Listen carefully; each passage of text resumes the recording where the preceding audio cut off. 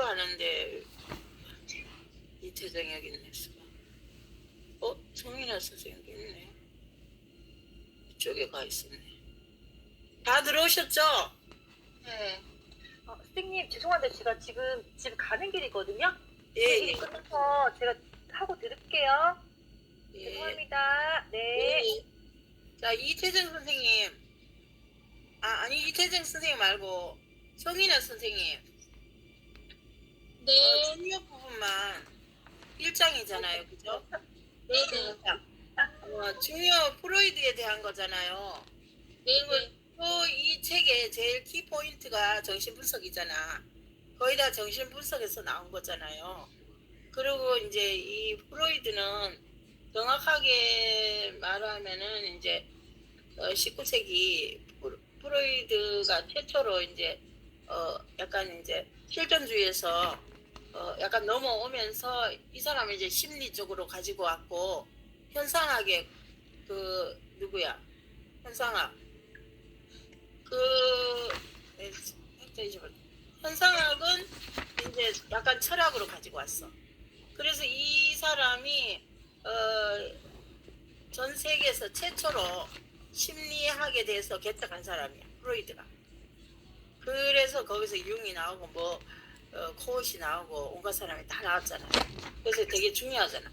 자, 그래서 성인아 선생님이 여기서부터 설명을 조금 해주시면은 고맙겠네요. 적어온 거 읽으면 되나요? 교수님? 네, 읽으세요.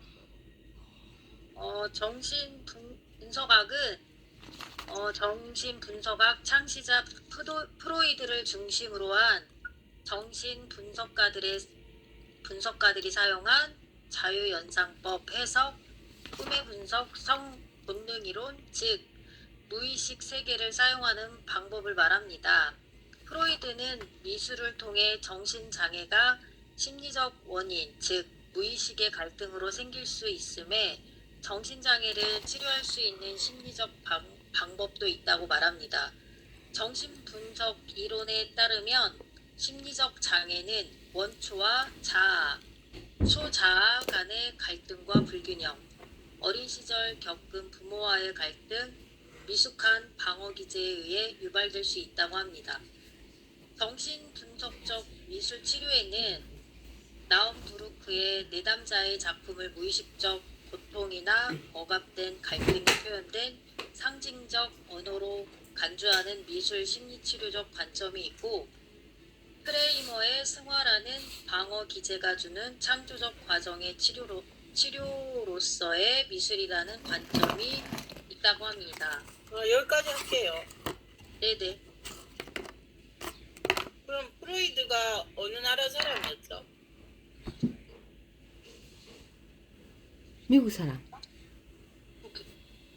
독일? 오스트리아. 그리고 프로이드가 유태인이에요.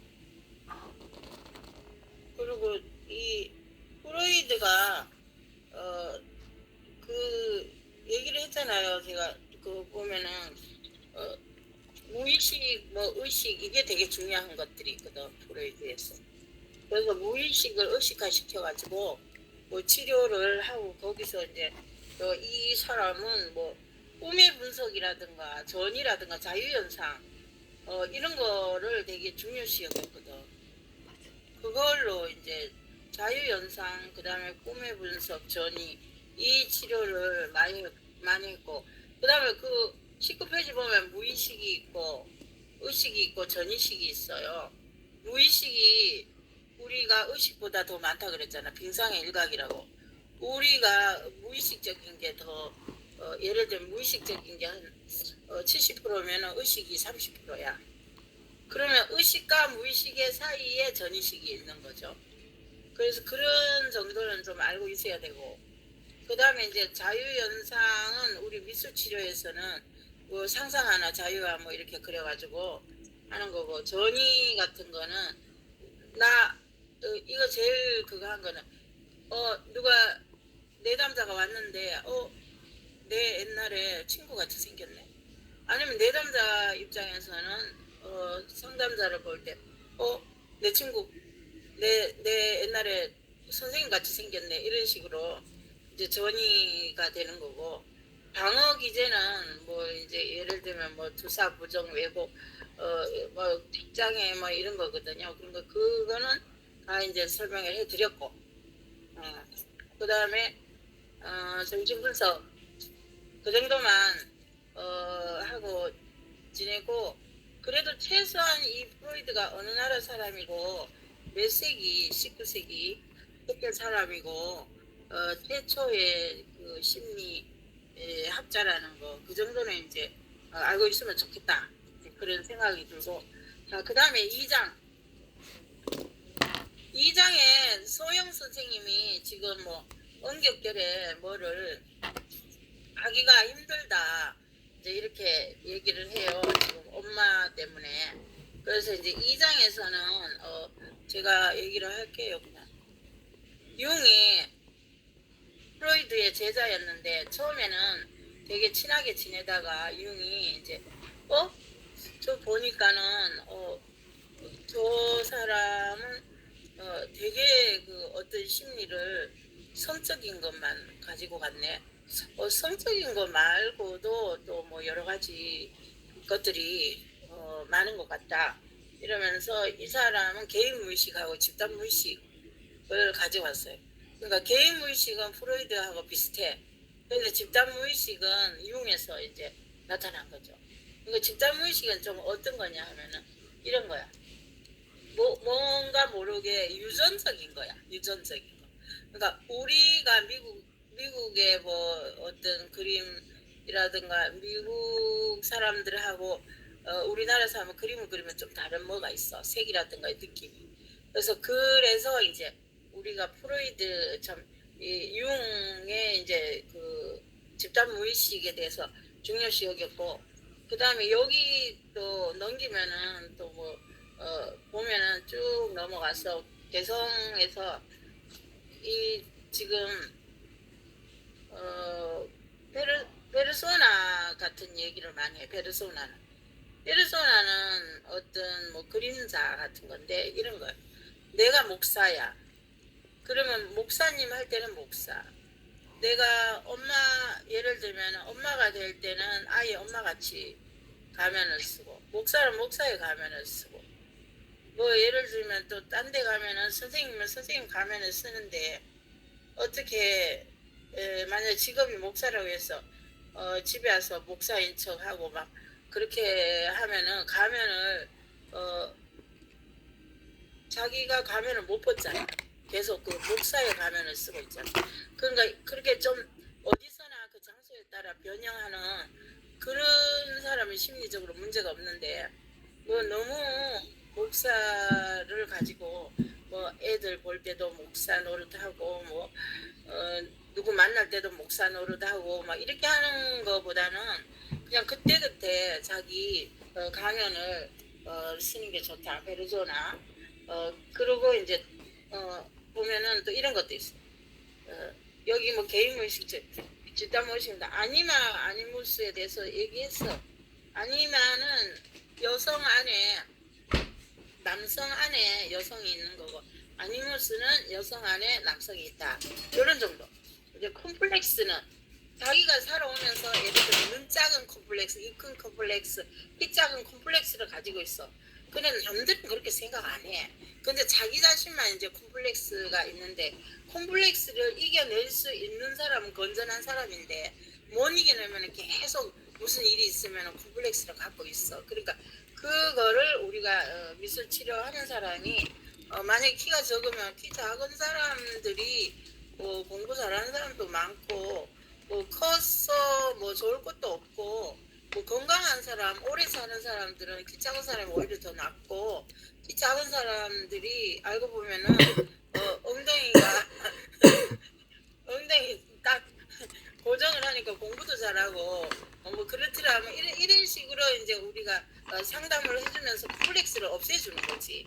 그리고 눈 작다 그러면 아이고 눈 큰 거보다 자기보다 눈 작으면 더 귀여울 수도 있다 뭐 이런다든가 뭔가 그 사람의 문제점에 대해서 우리가 이제 치료해주는 방법인데 콤플렉스가 너무 심하면은 그게 병적으로 되니까 그렇게 얘기하는 거. 자아가 자기가 있는데 뭐 물론 자아에서 계속 그림자도 있고 이런 거 저런 거 다 걸러져서 나중에 자기가 되는 건데 자기가 더 중요하다는 거 그런 얘기예요. 자, 그 다음에 안 왔으니까 내가 다 하래. 그 다음에 분석 심리학 끝나면 자기 심리학인데 이 사람은 이제 코웃이라는 사람인데 이 사람도 프로이드의 제자야. 그런데 이 코웃이라는 사람은 주로 무엇을 했나? 아이들이 너무 부모를 양육자를 3살 전에는 안 바뀌는 게 좋다. 바뀌면은 못 믿겠다. 못 믿어서 애들이 나중에 자라서 정신적으로 이제 문제가 생긴다 그 얘기예요. 그래서 여기서 이제 자기애성 성격 장애가 생겨. 그래서 자기애성 성격 장애는 뭐냐? 자기애성 성격 장애는 뭐 물론 뭐 자기 우월성이 있고 자기밖에 모르고 막 이런데 이제 이런 거를 치료할 때 자기애성 성격 장애는 사실 누구보다 이제 자기 멋대로 하고 막 이런 경향이 있는데 거기서 딱 잘라가지고 너 별로야 이러는 것보다는 그래 너 진짜 괜찮아 자기 자랑을 막 하면 괜찮아 그렇지만 또 이런 면도 있어 이러면서 이제 이 사람을 우리가 치료자가 고쳐주는데 보통 약간 아대망상증 막 이런 거 걸리는 사람이야 자기애성 성격장애 심하면은 뭐 좀 아주 정신병까지 가거든요. 그러니까는 어쨌든 간에 이것은 어디에서 왔나 하면은 어렸을 때 부모로부터 왔다. 그래서 부모가 중간에 예를 들면은 뭐 3살까지라도 돌봐줘야 되는데 그 중간에 부모 맡겼다가 또 뭐 할머니 맡겼다가 왔다리 갔다리 하면은 애들이 혼돈스럽다. 그리고 부모 말에 대해서 얘들은 잘 들어. 잘 듣는데 부모가 예를 들면은 뭐 좀 성격적으로 착한 부모 같으면은 애들이 나중에 이제 그런 거를 또 착하게 되고 그런데 좀 부모의 문제점이 있으면은 고치기가 힘들어. 그러면은 나중에 자기애성 성격장애 뭐 이런 거 또 관계 형성 이런 거 안 되기 때문에 미술 치료사가 이 방법을 택해줘라. 그래서 뭐 이런 사람들은 좀 많아요. 자기애성 성격장애가 요즘 많아.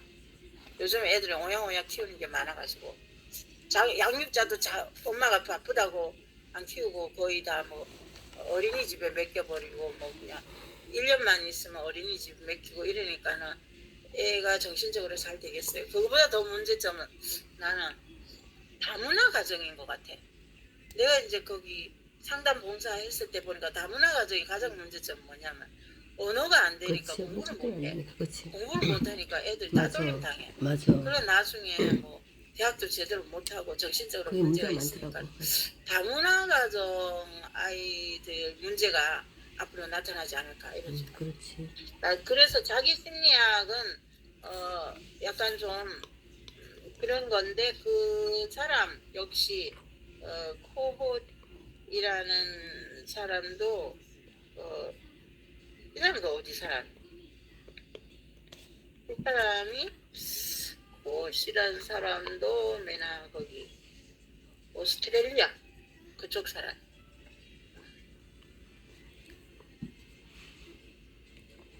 그래서 이 사람하고 또 뭐 그런 얘기가 있대.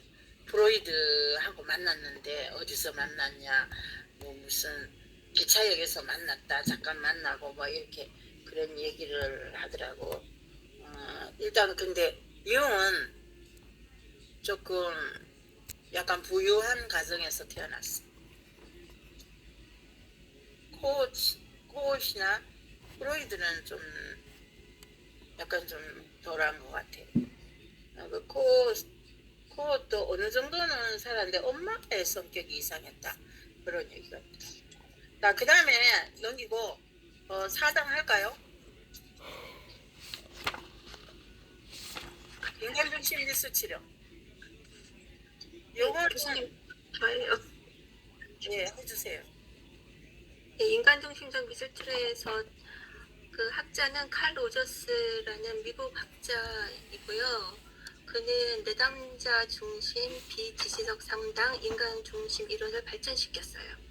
네, 이 사람이 주장하는 거는 내담자 자신이 스스로가 무엇이 가장 자신에게 좋은지를 아는 것은 치료자가 아닌 내담자 자신이라고 말하였어요. 그렇다면 인간 중심 이론의 미술 치료라는 것은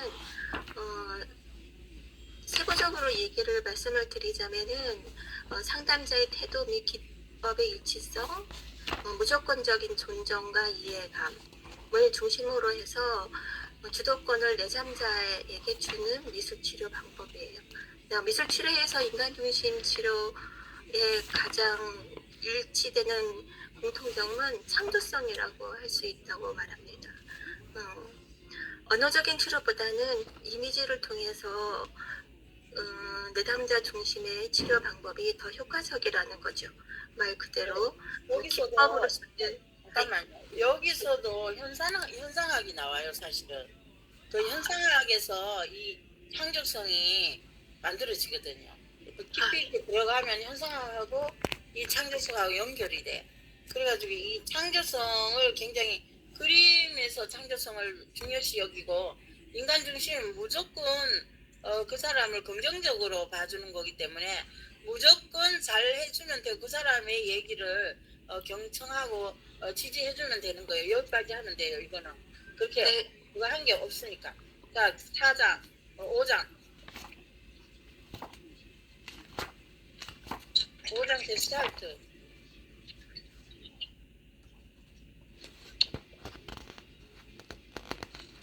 안 들려? 최원민 선생님 목소리. 안 들려요? 최원민 선생님. 아, 예, 들려요. 예, 해주세요. 발표해볼게요. 예. 이게 어디? 135. 예. 아, 이제 PPT 좀 띄우고서 할게요. 예. PPT까지 준비했으니 얼마나 시간을 많이 끌었겠어. 고맙지.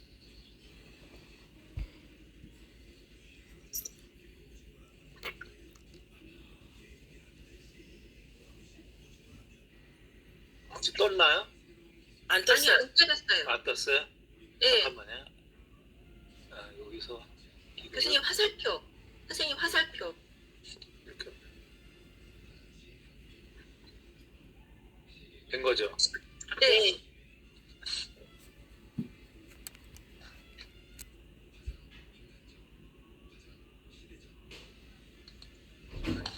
잠깐만요. 공유돼 있죠?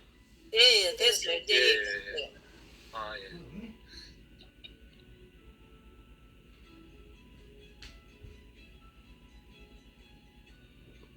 아, 게슈탈트는 이제 전체성을 강조하고요. 개념을 우리가 살펴보거나, 그다음에 현재, 그다음에 경험을 중시합니다.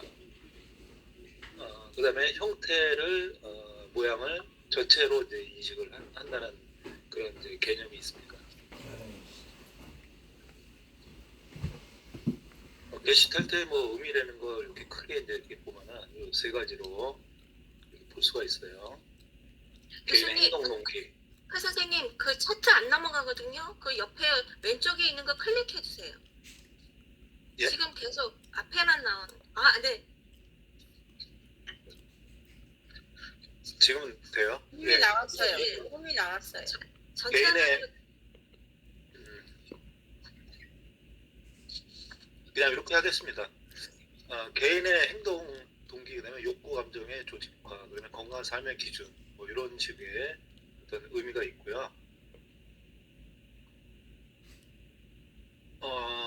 여기서 말하는 게슈탈트의 그 인간을 바라보는 이제 관점은 이제 감정적 인간, 통합적인 접근, 그리고 자아 의식을 이렇게 인간관을 이제 얘기하고 있고요. 여기 일단 개념을 보게 되면 이제 전경, 배경 뭐 이런 걸 우리가 볼 수가 있는데 이 정경은 이제 그 어떤 욕구를 얘기합니다. 그래서 중요한 어떤 욕구나 감정이 떠오르는 영역을 우리가 이제 정경이라고 하고요. 이 배경은 그 이 정경 그 뒤에 있는 중요하지 않은 어떤 그런 요소들을 우리가 배경이라고 합니다.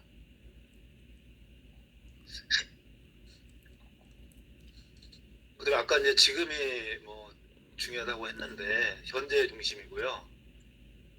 순수한 만남, 치료 장면에서 현실에 직면하여 전의를 배제합니다. 자각 증진은 현재의 감정과 신체 관계에 주의를 기울입니다. 그래서 이제 이렇게 게슈탈트에 이제 정경, 감각, 배경이 이제 이런 식으로 그림을 우리가 볼 수가 있고, 여기서 이제 지금 현재 아까 중요하다고 그랬잖아요. 현재 경험에 집중을 하게 돼 있습니다. 그래서 현재 경험을 그다음에 알아차림. 이 알아차림의 말은 이제 감각, 감성, 인식, 행동, 인지를 우리가 얘기하고 있고요. 대화적 관계, 치료사와 대담자의 상호작용을 분명히 중시합니다. 그게 이제 게슈탈트의 이제 핵심이라고 볼 수 있고요. 그리고 회피와 직면이라는 말이 있는데, 회피 행동은 불안정한 정서 경험을 피하려는 경향이 있습니다. 그래서 이제 그 환자가 이제 그런 어떤 이제 이런 걸 회피하는 어떤 행동이 이제 있다는 얘기고, 파국적 기대는 감정 표현의 결과를 지나치게 부정적으로 예상하고 직면을 권장을 합니다. 치료자는 내담자의 어려운 감정을 표현하도록 돕습니다. 여기까지 할게요. 예. 지금 게스탈트라는 게 뭐 무슨 사람 이름이 아니고 게스탈트의 뜻이 있어요. 예를 들면 게스탈트는 전체, 형태, 모습의 뜻을 지니고, 그리고 이제 그 전체 형태, 모습의 뜻이 이제 독일어인데, 그러면은 이 펄스에 의해서, 그 독일 사람 펄스에 의해서 이제 했는데, 우리는 생각보다 이 사람은 실존주의하고 영향을 받았어. 그러면은 아까 인간 중심은 현상학에 영향을 받았어. 그러니까 그 차이가 있어. 실존주의는 과학이고 수학적인 거고, 현상학은 약간 감각적인 거거든. 그렇기 때문에 이제 좀 했는데, 여기도 프로이드의 이제 정신 분석을 문제를 제기했고, 그 다음에 밑에 보면은 보면은 특별한 거는 없는데, 이 게스탈트가 약간 우리는 개념에 대해서 가봐야 돼요. 그 138페이지 개념 보면은 게스탈트가 전체 모습 형태로 이제 접근을 했는데 정경과 배경이라 그랬잖아요. 정경은 예를 들면은 주인공, 그러니까 앞에 떠오르는 거, 배경은 뒤로 가는 거야. 그러면 축구 선수가 동그라미를 봤을 때 축구 선수는 뭐로 보이나 하면 공으로 보여. 근데 지금 엄청 배가 고파. 그러면은 동그라미 빵으로 보여. 그것이 정경이야. 그러니까 제일 중요한 게 이제 정경으로 나오고 배경으로 갔는데, 그럼 정경 배경 그대로 있는 게 아니라 또 이렇게 빵 먹으면 그 다음에 배가 차기 때문에 배경이 또 정경으로 와. 그래서 막 이렇게 순환되는 거예요. 그래서 그 정도만 알고, 거기에서 예를 들면 배경하고 정경 사이에 미해결 과제가 있어. 미해결 과제를 만약에 해결하지 못하면은 정신증적인 문제가 생긴다. 그 이야기가 돼. 그리고 이것은 약간 이 미해결 과제를 하려면은 빈의자요법을 많이 사용해. 이 게스탈트는. 그 빈의자요법은 예를 들면 의자에 내가 앉고 그 다음에 상대방의 빈의자는 아버지라고 생각하는 거야. 아버지하고 사이가 안 좋을 때 막 아버지인데 막 뭐라 얘기하고, 저쪽에서 또 아버지 빈의자가 또 뭐 얘기하는, 그것을 누가 보냐? 상담자가 이 사람 둘이 상담하는 거를 보면서 중간 관찰자 역할을 해줘. 그래서 우리가 이 게스탈트 치료에서 빙의자 기법이 제일 중요해. 그리고 약간 좀 현재를 중요시 여겨. 뭐 과거다 미래다 이런 거보다도 이제 지금 여기를 중요시 여긴다. 요 정도만 이제 알면 되고, 자 그 다음에 거기까지 넘어가고 6장 누가 해놨어요? 아, 네, 저요. 해주세요. 그 행동주의란 말 안 듣는 아이, 반항하는 아이, 산만한 아이들이 있는데 이런 아이들의 문제 행동이 인지적, 정서적 측면에서 부정적인 행동을 바람직한 행동으로 변화할 수 있도록 행동주의 학습 이론에 기초하여 외부의 지원 전략에 초점을 두고 목표 행동 성취를 위한 체계적인 처치 전략을 실시하는 것을 행동주의라고 말합니다. 행동주의는 학습 이론에 근거하여 부적응 행동의 소거, 적응 행동의 증가나 형성을 목표로 하는 심리 치료라고 합니다. 미술 치료에서의 행동적 접근에서 행동주의적 관점과 정신 역동적 관점이 상호 상반되는 이론으로 널리 알려져 왔으나 정신 역동적 미술 치료사들은 내담자의 특성에 따라 행동치료 기법을 활용하여 심리치료와 행동치료는 상호 공유하는 점이 많다고 합니다. 두 치료는 방아를 이용하는 점, 통찰에 적용하는 점, 전이현상에 의존하는 등 유사점이 많다고 합니다. 행동주의 치료, 미술치료는 정신지체와 정서장애아나 행동 문제를 지닌 성인에게 유용하다고 합니다. 실체적 행동 형성법은 미술치료 기법과 행동치료 원리를 결합한 것이며 촉구, 정적, 강화, 모델링 등도 유용하다고 합니다. 따라서 하고 170페이지 한번 볼까요? 이제 또 선생님이 하는 것도 미술치료하고 연결이 되는데, 이제 기억에 나려면은 우리가 고전적 조건 형성이라는 게 있어요. 뭐 이런 거 얘기 많이 들었어. 계획의 음식을 주고 종을 올렸어. 그러면은 그 음식을 종을 올리면서 침을 흘려. 걔는 음식을 안 줬는데도 종만 올리면 침을 흘려. 그러니까 조건 반사라고 있는데, 그 170페이지 한번 볼까요?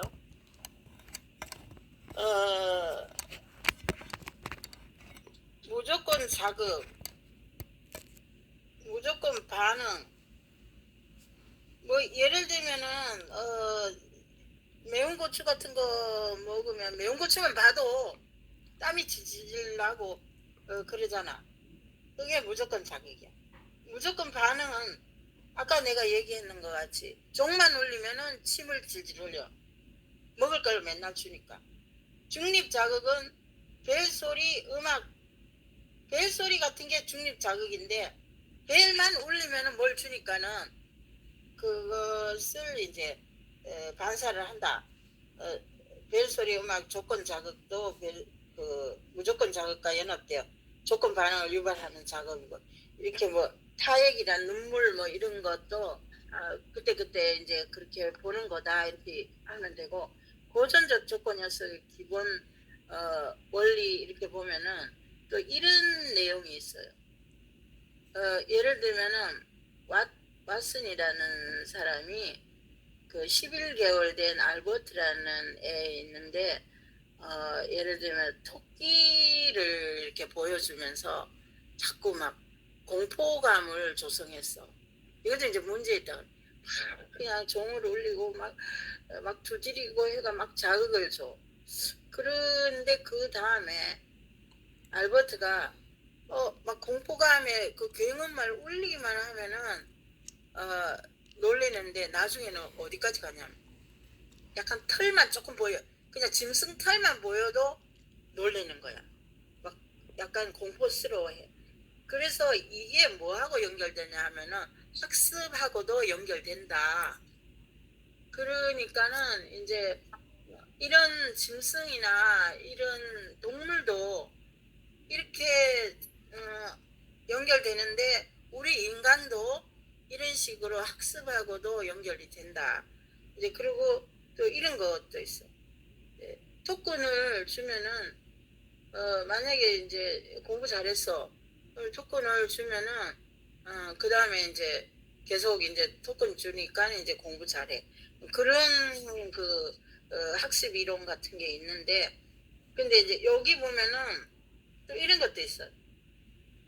쥐 실험도 있어요. 고양이 실험도 있고 똑같이 그래요. 그런데 이제 또 쥐 실험을 했는데 쥐가 이렇게 약간 이제 전기 충전을 주고 그 다음에 거기에 딱 뭐를 벨 말고 이렇게 눌리니까는 갑자기 음식이 나오는 거야. 그 다음부터는 쥐가 머리가 발달돼가지고 다시 이렇게 왔다 갔다 좀 해봤어. 그랬더니 거기에 약간 벨은 아닌데 이렇게 어떤 거를 눌리니까는 또 음식이 나와. 그러니까 쥐가 이제 학습이 돼가지고 엄청 잘하는 거야.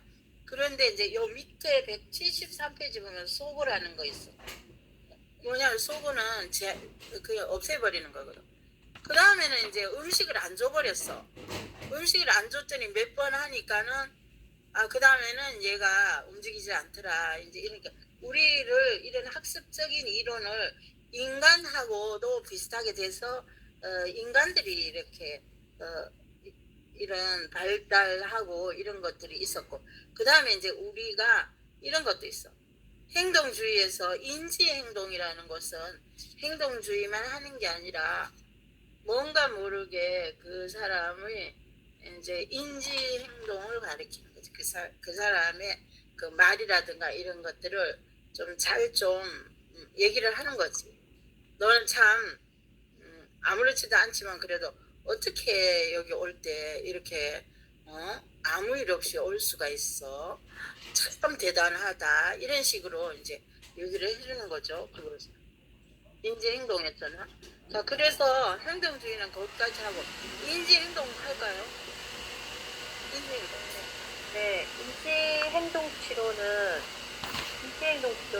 이렇게 간단하게 얘기하면 사고하고 이렇게 생각하는 걸 인지하는 거를 변화를 시켜가지고 변화를 일으켜가지고 행동을 변화시키는 시점인데, 그렇지. 중요한 건 우울증 환자한테서 가장 이제 중요하게 지금까지 다뤄지는 인지행동 치료거든요. 그래서 결과적으로는 이제 자기가 비합리적으로 생각하는 거를 합리적으로 바꾸는 거라고 생각합니다. 네, 그 다음에 이제 원래는 이제 백의 인지치료에서 이제 파생돼서 이제 아리비키라고 해서 앨리스의 합리적 정서